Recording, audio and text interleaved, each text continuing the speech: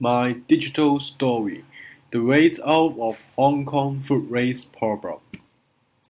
Before I start to tell my digital story, I would like to ask you a question first. Have you ever raised any food before? I believe that most of you will answer yes. You may think this action doesn't matter, but is this really right? I can tell you that the food waste will cause a huge problem to our environment. Let's introduce the situation of food waste problem in Hong Kong first. Food wasting has become an alarming problem recently. Over 3,200 tons of food waste is produced in Hong Kong every day. According to the research by Government Environment Protection Department, about two-thirds of food waste comes from households, and nearly 19% of them are sent to landfill every day.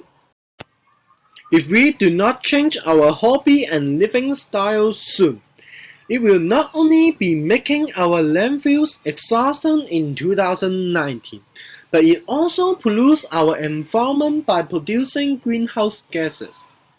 Before finding the waste out, we need to know what food waste refers to. Actually, food waste generally refers to all food remaining before and after food production, food processing, and food consumption. However, food waste can be divided into two types. First type is unavoidable food waste, like food spill and animal bones, which you cannot reduce. Another one can be avoided, such as leftover from over-ordering. What should we do? The action that we should take is to reduce the avoidable food waste, recycle and reuse the unavoidable food waste in order to reducing the amount of food waste. As the old saying goes, prevention is better than cure. Therefore, you will agree that food waste reduction should be pivotal rather than finding ways to treat the food waste. For primary and secondary students, how can you achieve that purpose? You just have simple thing to do. Before you purchase or order some pollutants, you should think about you can finish it or not first. If not, why don't you put it down? You just take the food which truly satisfies your need. You may think the contribution which you did may be insignificant, but it still helps to protect our environment. For primary teachers, the method that can achieve the purpose is to educate primary students.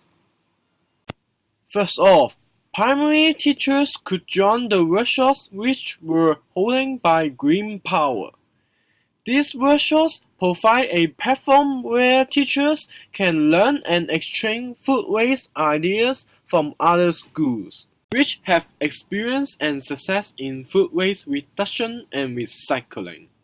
Second, teachers can use Food for Good at Campus Education Kit, which is published by Green Power to educate students. Inside this kit, it provides real examples to illustrate teachers how to reduce food waste in campus food administration, facilities, and education. Finally, teachers can use it to achieve the purpose which hope the students can reduce food waste. For primary and secondary schools, schools could install food decomposers in campus, providing opportunity for students to turn food waste into organic fertilizers.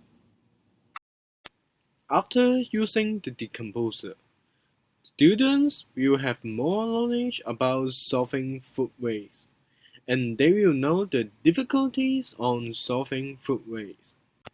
Finally, students will have a sense of starting to change their living style and hobby in order to achieve zero food waste in campus.